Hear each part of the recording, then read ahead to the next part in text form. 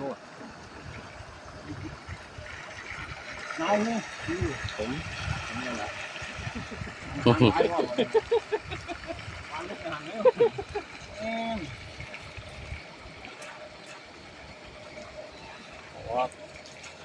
ไม่เอาออกก็เอาขึ้นไม่ได้หรอกโอ้ยเต็มจูลูผู้ได้สิยกขึ้นแนวนี่ปล่อยไปเลยปล่อยไปหลายๆโลดพอ โลเดียวเอาอีกพอ นั่นละเอามาหน่อยๆก็พ่อกุ้งตัวน้อยกิน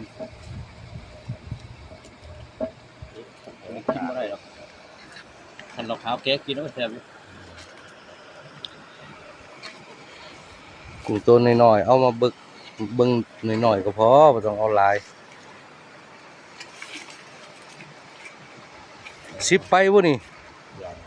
ยังบ่ทันฮอด10 กรัมเลย40 วันเนี่ย